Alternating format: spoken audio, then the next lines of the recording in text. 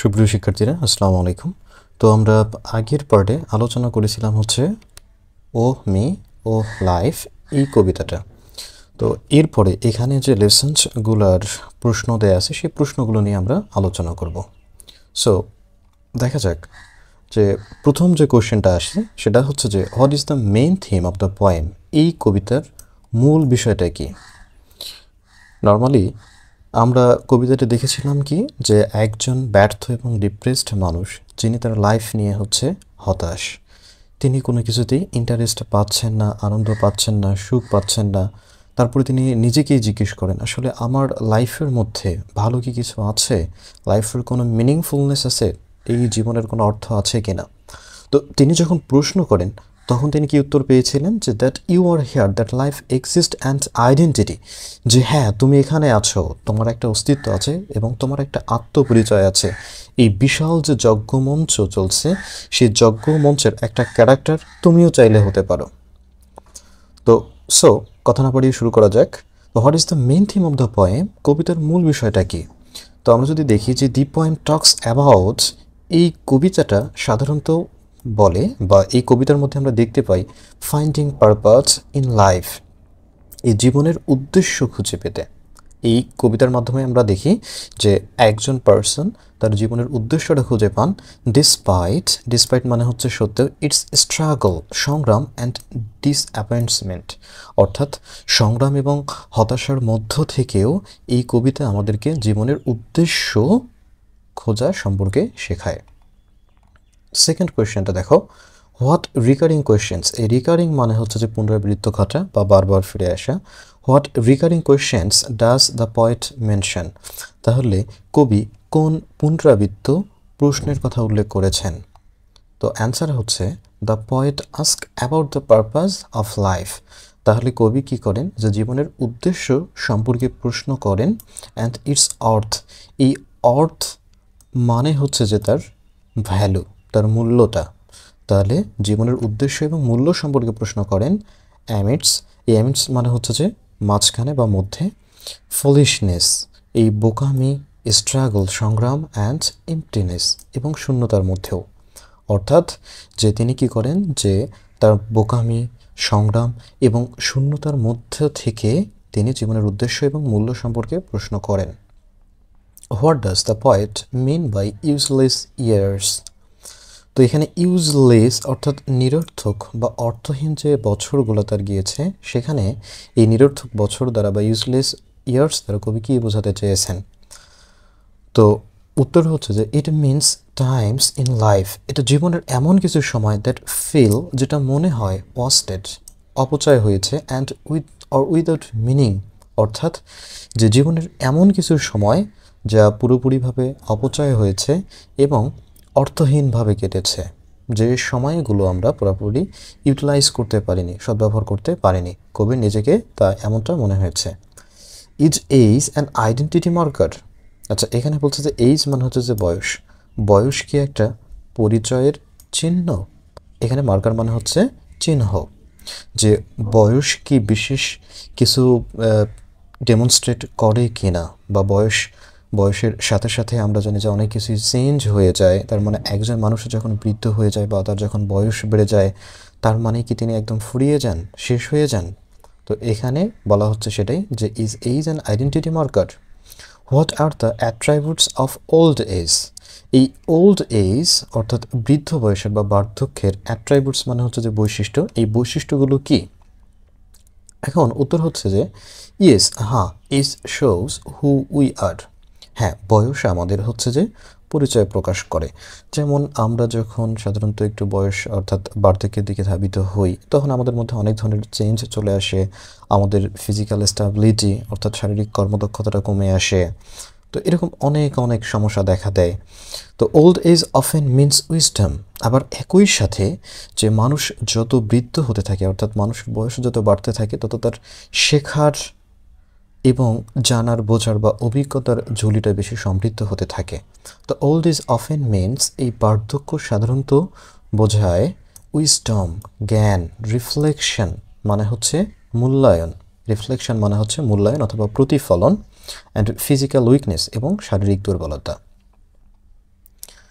5 নম্বর প্রশ্ন, what do sordid. তাহলে আমরা একটু আগে দেখেছিলাম, মানে আগের ভিডিওতে আমরা দেখেছিলাম যে সর্ডিড শব্দটার অর্থ হচ্ছে নোংরা অথবা অপ্রীতিকর, ইজ ডার্টি অথবা unpleasant.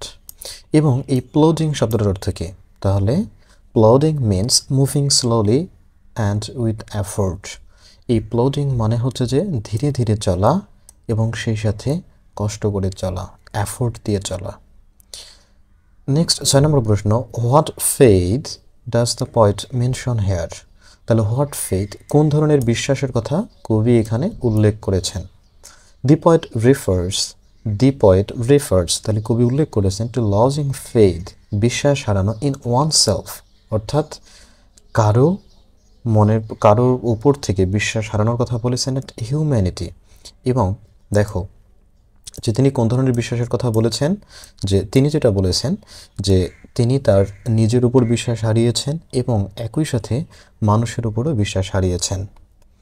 Is there any symbolic meaning, এখানে সিম্বলিক মানে হচ্ছে যে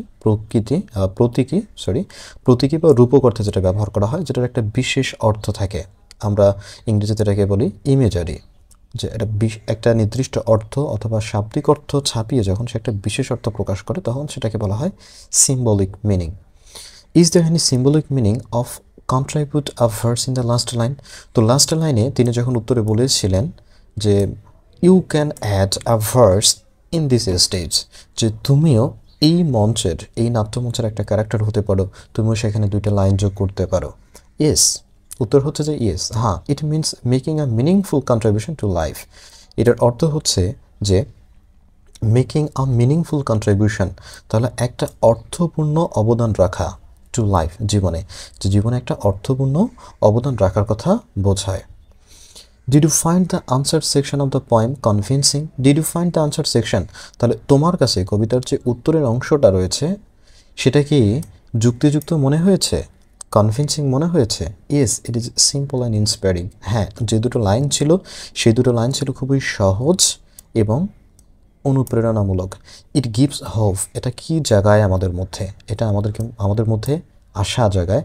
and shows the importance of life, এবং একই সাথে যে জীবনের গুরুত্বটা বোঝাতে শেখায়, অর্থাৎ জীবনকে তুচ্ছভাবে আমরা যে দেখি সেখান থেকে তিনি কি করেন, যে আমাদেরকে জীবনের গুরুত্ব দেওয়া শেখান। এরপরে যদি আমরা দেখি যে সামারিটা, যদি আমরা দেখি সামারি, তো this poem by Walt Whitman explores the struggles, doubts and challenges of life. তাহলে এই যে ওয়াল্ট হুইটম্যানের এই কবিতাটি কি কি এক্সপ্লোর করে বা কি কি প্রকাশ করে বা তুলে ধরে, এটা হচ্ছে একটা স্ট্রাগল, সংগ্রাম, ডাউট হচ্ছে সন্দেহ, এবং চ্যালেঞ্জেস অফ লাইফ, জীবনের চ্যালেঞ্জের কথাগুলো তুলে ধরে।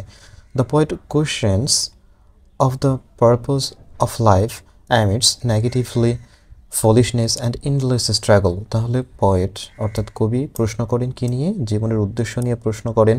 কিসের মধ্যে থেকে? নেগেটিভিটি বা নেতিবাচকতা, ফুলিশনেস বোকামি, এবং ইন্ডলেস অর্থাৎ অন্তহীন সংগ্রামের কথা, বা এই অন্তহীন সংগ্রামের মধ্য দিয়ে তিনি জীবনের উদ্দেশ্য নিয়ে প্রশ্ন করেন। তারপর যদি আমরা দেখি he reflects on the lack of faith in people. তাহলে হি রিফ্লেক্টস, তাহলে তিনি কি প্রতিফলন দেখতে পান? On the lack of faith in people, যে মানুষের মধ্যে আসলে বিশ্বাসের অভাব, এই জিনিসটা তিনি রিয়েলাইজ করেন। হিজ ওন ফল্টস, এবং তার নিজের যে ত্রুটি রয়েছে, অ্যান্ড দ্য এম্পিটিনেস হি ফিলস, এবং তিনি যে শূন্যতা অনুভব করেন, তো এই জিনিসগুলো নিয়ে তিনি চিন্তা করেন। Despite all this challenges, despite মানে হচ্ছে সত্ত্বেও, চ্যালেঞ্জেস, তাহলে এই সমস্ত চ্যালেঞ্জ সত্ত্বেও the poet concludes with a hopeful message, hopeful আশাবাদী, মেসেজ মানে হচ্ছে যে বার্তা, যে কবি শেষে একটা উপসংহার টানেন কি দিয়ে? একটা আশাবাদী আমাদের বার্তা দিয়ে দেন।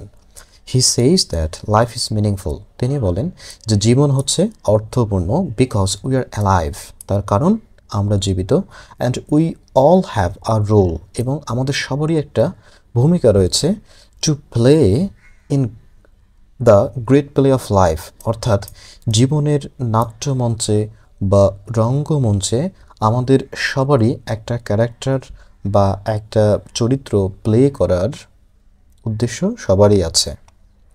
ইস person can contribute something valuable, যে প্রত্যেক মানুষই অবদান রাখতে পারে সামথিং ভ্যালুয়েবল, বিশেষ কিছু বা বিশেষ মূল্যবান কিছু অবদান রাখতে পারে, and no matter how small it may seem, এবং এটা যাই হোক না কেন বা এটা কোনোভাবেই কোনো কিছু ম্যাটার করে না, how small it May same, এটা যতই ছোট হোক না কেন সেটা ম্যাটার করে না। তো শিক্ষার্থী বন্ধুরা, আশা করি তোমরা বুঝতে পেরেছ। এরপর যদি কোনো কিছু বুঝতে সমস্যা থেকে থাকে তাহলে অবশ্যই কমেন্ট বক্সে জানিয়ে দিবা, এবং একই সাথে এরকম আরও ভিডিও পেতে অবশ্যই চ্যানেলটা সাবস্ক্রাইব করে দিবা। Thank you.